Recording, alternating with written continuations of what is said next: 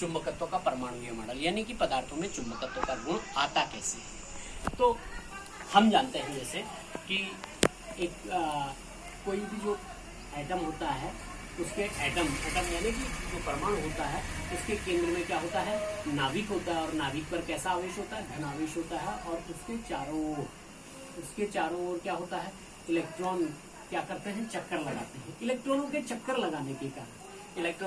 लगाने के कारण यानी कि इलेक्ट्रॉन इस पथ पर अगर इसका परिक्रमण कर रहा है, नाभिक का परिक्रमण कर रहा है, तो क्या कर रहा है, आवेश क्या है, गतिमान है। आवेश गतिमान होने के कारण क्या उत्पन्न होता है, हमने पहले पढ़ा है, चुंबकीय क्षेत्र उत्पन्न हो जाता है। तो इसके आवेश के यानी कि इलेक्ट्रॉन के परिक्रमण के कारण क्या हो जाता है, इसमें ये एक धारा लूप की भांति व्यवहार करती है, धारा लूप के कारण, और धारा लूप के कारण इसमें क्या हो जाता है, एक ये विद्युत की भांति व्यवहार करता है, और इसमें एक चुंबकीय क्षेत्र उत्पन्न हो जाता है। एक इसके साथ साथ जो इलेक्ट्रॉन होते हैं वो इलेक्ट्रॉन क्या करते हैं, चक्रण भी करते हैं। देखिए इलेक्ट्रॉन नाभिक के चारों ओर कैसे गति करता है, एक तो ऐसे इसको परिक्रमण कहते हैं, और एक अपनी जगह पर इस तरह से गति करते हुए, जैसे जो है पृथ्वी जो है क्या है, सूर्य के चारों ओर गति करती है। तो एक तो वर्ष पूरा परिक्रमण तो कितने समय में करती है, 365.4 दिन में, और जो चक्रण होता है अपनी धुरी पर जो घूमती है वो सिर्फ 24 घंटे में। तो उसी प्रकार से इलेक्ट्रॉन भी जो है जब नाभिक के चारों ओर घूमता है तो वो भी जो है क्या करता है, चक्रण करता है। तो चक्रण के कारण भी इसमें क्या हो जाता है, चुंबकीय आघूर्ण उत्पन्न हो जाता है। तो इस तरह से कुल मिलाकर के इसके परिक्रमण के कारण और चक्रण के कारण जो है प्रत्येक परमाणु क्या हो जाता है, उसमें चुंबकीय आघूर्ण होता है। लेकिन जो परिक्रमण के कारण जो चुंबकीय आघूर्ण होता है वो बहुत कम होता है, और अधिकांश भाग किसके कारण होता है, चुंबकत्व का चक्रण के कारण उत्पन्न होता है। अब हम प्रतिचुंबकीय पदार्थ की बारे में पढ़ेंगे। प्रतिचुंबकीय पदार्थ में ऐसे पदार्थ होते हैं जिनमें इलेक्ट्रॉनों की संख्या सम होती है। जिनमें इलेक्ट्रॉनों की संख्या क्या होती है, इलेक्ट्रॉनों की संख्या क्या होती है, सम होती है। अब इलेक्ट्रॉन जो है जब उसके नाभिक के चारों ओर गति करते हैं तो इलेक्ट्रॉन का चक्रण क्या है, परस्पर विपरीत दिशा में होता है। एक का चक्रण इस दिशा में, दूसरे का चक्रण दूसरी दिशा में। तो जब सम होंगे तो आधे इलेक्ट्रॉनों का चक्रण एक दिशा में होगा, आधे इलेक्ट्रॉनों का चक्रण दूसरी दिशा में होगा, जिस कारण से जो है उनका नेट जो चुंबकीय आघूर्ण होगा वो क्या होगा, शून्य होगा। नेट आघूर्ण, चुंबकीय आघूर्ण क्या होगा, शून्य होगा।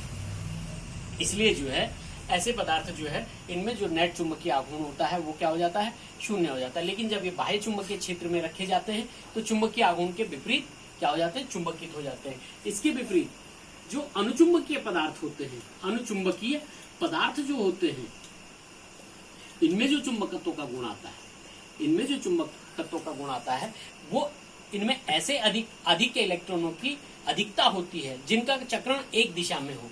यानी कि सपोज किसी परमाणु में जो है 7 इलेक्ट्रॉन है तो 3 इलेक्ट्रॉनों का चक्रण एक दिशा में होगा और 4 इलेक्ट्रॉनों का चक्रण एक दिशा में होगा। तो जो एक इलेक्ट्रॉन है, एक अधिक 3 का चक्रण ने 3 के चक्रण के चुंबकीय आघूर्ण को क्या कर दिया, निरस्त कर दिया। लेकिन एक इलेक्ट्रॉन का क्या हो गया, चुंबकीय आघूर्ण क्या हो गया, अधिक हो गया।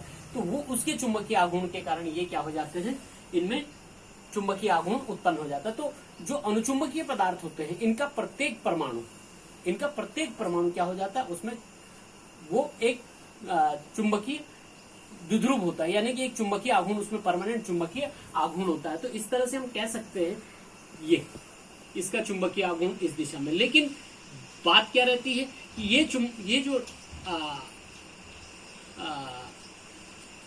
प्रत्येक परमाणु है, ये हैं, तो ये प्रत्येक क्या है, इनका चुंबकीय आघूर्ण है प्रत्येक परमाणु का। लेकिन ये क्या है, अलग अलग दिशाओं में है, अलग अलग दिशाओं में।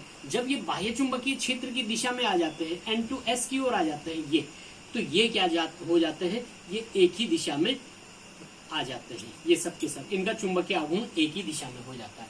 लेकिन जैसे ही हमने फिर बाह्य चुंबकीय आघूर्ण हटाया, ये फिर वैसे ही हो जाते हैं, इनमें परमानेंट नहीं रहता है। यानी कि प्रत्येक अनुचुंबकीय पदार्थ का प्रत्येक परमाणु एक चुंबक की भांति व्यवहार करता है, लेकिन उनका जो चुंबकीय आघूर्ण की जो दिशा होती है वो अलग अलग दिशाओं में होती है। बाह्य चुंबकीय क्षेत्र में रखने पर ये जो है किस दिशा में, बाह्य चुंबकीय क्षेत्र की दिशा में क्या हो जाते हैं, अब नेट चुंबकीय आघूर्ण उसी दिशा में दे देते हैं। किंतु बाह्य चुंबकीय आघूर्ण हटाने पर ये पुनः जो है वैसे ही हो जाते हैं एट रैंडम, किसी की दिशा किसी और किसी की दिशा। इसके विपरीत जो लौह चुंबकीय पदार्थ होते हैं, लौह चुंबकीय पदार्थ की व्याख्या, लौह चुंबकीय पदार्थ भी ऐसे ही पदार्थों में होता है जैसे अनुचुंबकीय पदार्थ होते हैं, लेकिन इसमें पदार्थ के अंदर अन्योन्य अभिक्रिया होती है, एक जटिल अभिक्रिया होती है पदार्थ के अंदर, जिसमें कुछ ऐसे क्षेत्र बन जाते हैं पदार्थ के अंदर ये कि कुछ पदार्थों का, कुछ परमाणुओं का जो चुंबकीय आघूर्ण है वो एक दिशा में है और कुछ का दूसरी दिशा में है। ये इनको डोमेन कहते हैं। इनको क्या कहते हैं? डोमेन कहते हैं। प्रत्येक परमाणु तो है, लेकिन इसके अंदर अन्योन्य जटिल अभिक्रिया होने के कारण ये क्या हो जाते हैं, कुछ ऐसे क्षेत्र डेवलप हो जाते हैं, क्षेत्र जिनमें परमाणु जो है किसी एक दिशा में संरेखित हो जाते हैं। ये जो है लौह चुंबकीय पदार्थ है। लौह चुंबकीय पदार्थ है, ये ऐसे रहते हैं। ये जो एरिया हो गया, इन क्षेत्रों में क्या हो गया, इनके लगभग इसमें 10 की घात 19 एटम रहते हैं। तो इनकी इन सब का अन्योन्य जटिल अभिक्रिया के कारण ऐसे क्षेत्र बन जाते हैं जिन्हें डोमेन कहते हैं। और डोमेन का जो चुंबकीय नेट चुंबकीय आघूर्ण है किसी एक दिशा में, ये दूसरा डोमेन हो गया, जिसका चुंबकीय आघूर्ण इस दिशा में हो गया, ये तीसरा हो गया, ये चौथा हो गया। लेकिन जब ये बाह्य चुंबकीय क्षेत्र में रखे जाते हैं, जब ये बाह्य चुंबकीय क्षेत्र में रखे जाते हैं तो ये क्या हो जाते हैं, बाह्य चुंबकीय क्षेत्र की दिशा में ही क्या हो जाते हैं, संरेखित हो जाते हैं। ये सब के सब उसी दिशा में क्या हो गए, संरेखित हो गए। अब इसकी विशेषता क्या है? इसकी विशेषता यह है कि बाह्य चुंबकीय क्षेत्र हटा भी देंगे हम, तब भी ये ऐसे ही रहेंगे। अनुचुंबकीय पदार्थ में क्या था, वो पुनः जो है एट रैंडम हो जा रहे थे, उनकी दिशाएं जो है तितर बितर हो जा रही थी, एक ही दिशा में नहीं रह पा रहे थे। लेकिन लौह चुंबकीय पदार्थ, ये चूंकि इनकी एक कैरेक्टरिस्टिक हो गई कि ये कुछ परमाणुओं को क्या कर सकता है, किसी एक दिशा में चुंबकीय आघूर्ण, नेट चुंबकीय आघूर्ण दे सकता है, डोमेन जिन्हें कहते हैं। तो ये डोमेन का विस्तार हो गया। ये अब बाह्य चुंबकीय पदार्थ हम हटा भी देंगे तो ये इसी दिशा में रहते हैं। अब देखिए एक और चीज आती है इसमें, पदार्थ का विचुंबकन। पदार्थ का विचुंबकन, विचुंबकन, पदार्थ का विचुंबकन क्या हो गया, ये इनके लिए आएगा, लौह चुंबकीय पदार्थों के लिए ही आएगा। पदार्थ का विचुंबकन वो हो जाता है जब किसी पदार्थ के अंदर उसका चुंबकत्व नष्ट हो जाता है, उसका चुंबकत्व अस्थायी चुंबक का चुंबकत्व यदि नष्ट हो जाए तो उसको पदार्थ का विचुंबकन कहते हैं।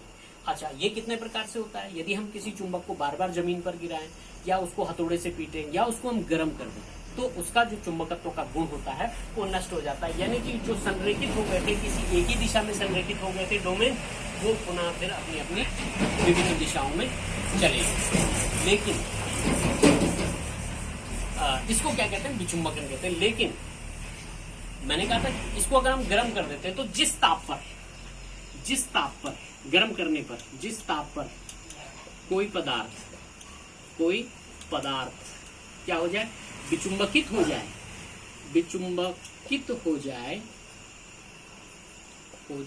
क्या कहलाता है, क्यूरी ताप।